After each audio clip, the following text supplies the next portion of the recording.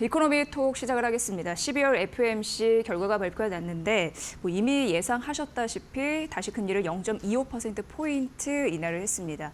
10년물 국채금리는 4.51%를 돌파를 했습니다. 12월 FOMC 전격 분석해드리면서 시장에 미치고 있는 영향력도 함께 진단해드리도록 하겠습니다. 자, 오늘 이 시간은요. 신월 상상해증권 투자전략팀장을 모셨습니다. 어서 오세요. 네, 안녕하세요. 네, 본격적인 얘기를 나누기 전에 파월 연준의장 기자회견을 저희가 영상에 좀 담아봤거든요. 네. 보고 이야기 나눠보도록 하겠습니다. 함께 만나보시죠. The economy is strong overall and has made significant progress toward our goals over the past 2 years. The labor market has cooled from its formerly overheated state and remains solid. Inflation has moved much closer to our 2% longer run goal. We're committed to maintaining our economy's strength by supporting maximum employment and returning inflation to our 2% goal. To that end, today, the Federal Open Market Committee decided to take another step in reducing the degree of policy restraint by lowering our policy interest rate by a 0.25 percentage point.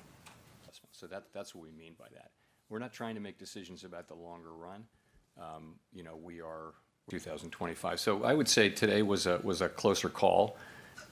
But we decided it was the right call because we thought it was the best decision to foster achievement of both of our goals, maximum employment and price stability. We see the risks as two-sided, moving too slowly and needlessly undermine economic activity in the labor market, or move too quickly and needlessly undermine our progress on inflation. So we're trying to steer between those two risks. And on balance, we decided to go ahead with a further cut, and I'll give you some details on why. The outlook is pretty bright for our economy. We have to stay on task, though, and continue to have restrictive policies so that we can get inflation down to 2%. And to you. 네, 하나하나씩 분석을 해드리도록 하겠습니다. 일단 12월 FOMC 예상대로 금리 인하였고 9월에는 빅컷을 단행했고요. 네. 11월 이어서 한 차례 더 금리를 인하한 겁니다. 어떻게 보셨습니까? 예. 네, 오늘 회의는 상당히 매파적이었다라고 평가를 할 수가 있겠고요. 네. 이를 반영하듯이 미국장 3대 증시 지수 모두 하락했고 네. 미국제 10년물 같은 경우는 4.5% 돌파했으며 네.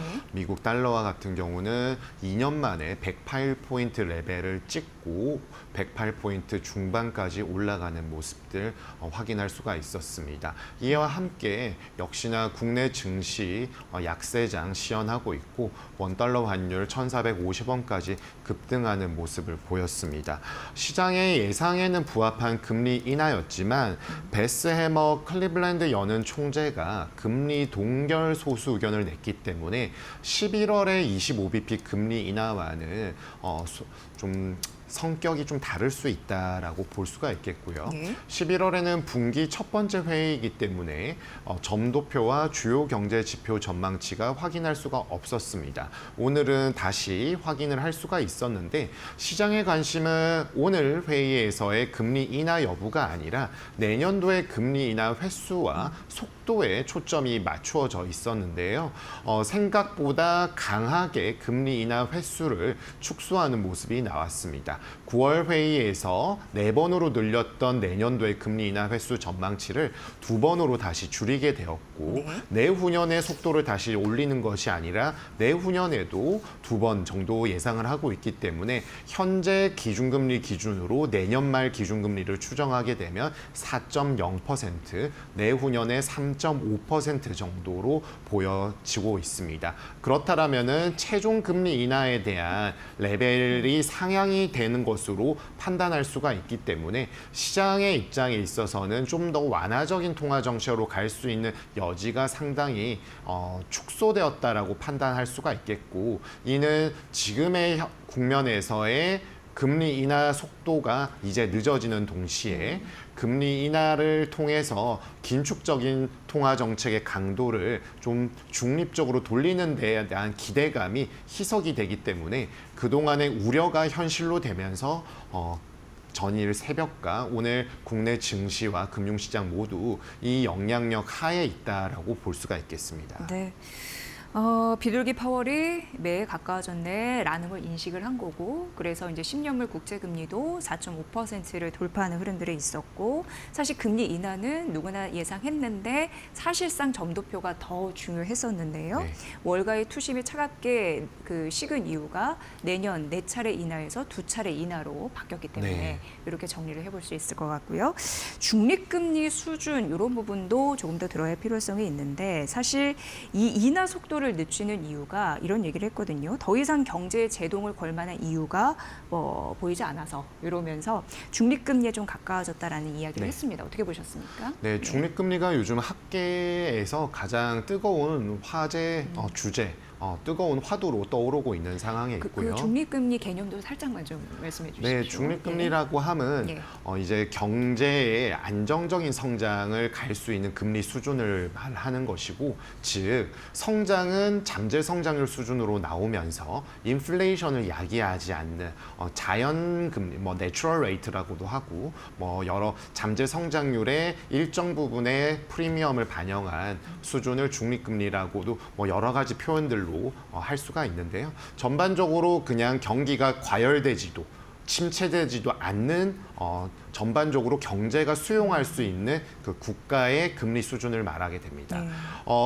이 중립금리에 대한 정확한 레벨은 모델마다, 그리고 판단하는 경제 주체마다 다를 수밖에 없습니다. 우리가 편하게 보기 위해서는 연준에서 나오는 점도표에서 내년과 내후년이 아니라 장기 기준금리 전망치라고 표시가 되어 있는 롱거런 기준금리를 보면 되게 되는데요. 이번에 2.9%에서 3.0%로 다시 한번 올라가는 모습을 보였습니다. 이러한 점에 근거했을 때 좀 전에도 말씀드린 것처럼 2와 3의 어감은 상당히 다를 수밖에 없겠고, 그동안에 중립금리에 대한 논의가 상당히 진행이 되어 왔었는데, 트럼프의 2기 행정부 출범을 앞두면서 다시 한번 중립금리 수준으로 표현되는 롱거런 기준금리가 올라갔다라는 부분들은 시장의 악재와 좀 같다라고 볼 수가 있겠고요. 이와 유사한 흐름들은 8년 전이죠. 2016년 말에 트럼프 처음 당선이 되었을 때 급격하게 트럼프 트레이딩이 나왔었고, 그 이후에 연준에서 트럼프의 관세와 같은 일련의 정책들을 반영하면서 17년도에 2% 중반에 있던 부분을 2% 후반으로 올린 바가 있습니다. 그와 거의 유사한 맥락으로 해석이 가능하겠고요. 중립금리에 가까워지고 있다라고 했지만 아직 중립금리를 상회하고 있습니다. 이러한 점은 금리 인하 국면은 이어진다라는 점은 그나마 위안을 삼을 수 있는데, 이를 하회하면서 경기 과열에서 위축으로 바뀌었을 때 연준의 통화 정책이 경기의 위축과 둔화의 국면들을 좀 스무스하게 바꿔줄 수 있는 기대감으로 이어졌던 흐름들이 제어가 걸렸다라고 볼 수가 있겠고, 네. 중립금리에 가까워지는 상황에서 벌써부터 금리 인하의 속도를 늦춘다라는 것은 중립금리 이하로 가는 것보다는 중립금리에 가까워질수록 긴축의 통화 정책 강도를 천천히 완화시킬 것이다라는 점으로 볼 수가 있기 때문에 네. 이제 금리 인하 횟수도 제한적이고 속도도 느려진다라는 점에서는 오늘 생각보다 좀 매파적으로 해석할 대목이 컸습니다. 네, 이거 굉장히 잘 말씀해 주셨는데, 이게 올라간다는 거는 주식시장에 하방 압력을 주는 거고 국제금리 상승 요인이 되기 때문에 그 부분을 좀 언급해 드렸습니다. 자, 일단 미국 경제는 좀 탄탄해 보입니다. 네. 좀 흔들리지가 않는 것 같아요. 어떻게 네. 보셨어요?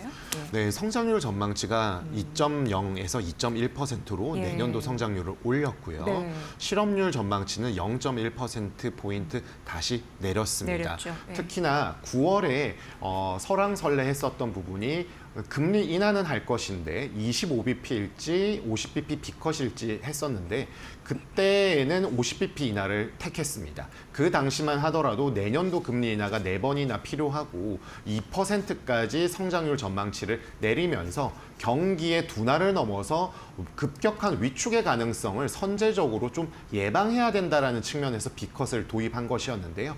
9월에 전망했었던 연준의 생각들이 이번에는 상당히 좀 바뀐 모습을 나타냈죠. 즉, 9월에는 금리 인하를 좀 빠르게 해야 될 필요성을 느낄 것으로 판단해서 비컷을 하고 금리 인하를 이렇게 찬찬히 했었는데요. 지금 금리 인하를 하면서 하는 얘기들은 우리가 9월에 생각했던 것보다는 미국 경제가 상당히 견조하다라는 점을 보여주었었고요. 그동안에 11월 금리 인하 이후에 지금까지 파월 연준 의장이 얘기한 것은 remarkably라는 단어를 쓸 정도로 놀랍도록 좋다라는 얘기가 나왔습니다. 이에 대한 예고편과 같았었고 강경 매파에 속하는 연준 이사들은 인플레이션에 대한 승리 선언을 하기에는 좀 이르다. 라고 했습니다. 즉 성장에 대한 부분은 올라가고 물가의 하방 압력은 둔화가 되는 부분이 있기 때문에 연준에 있어서는 속도 조절이 필요한 대목이었습니다. 네, 한 2분 정도 남아 있는데 트럼프 차기 행정부 출범에 따른 연준의 입장 궁금하고요. 이게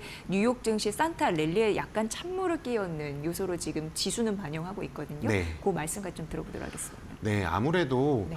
이런 부분들은 증시에 비교적 좋다라고 얘기하기가 상당히 좀 어렵겠고요. 네. 전반적으로 위험 자산에 대한 옥석가리기에 대한 심리로 이어질 가능성이 높다라고 보여집니다. 아무래도 선진 주식 중에서 확실한 이익 모멘텀이 있거나 펀더멘털이 받쳐주고 매크로에 크게 영향을 받지 않는 업종과 종목에 대한 부분들로 관심이 몰리겠고요.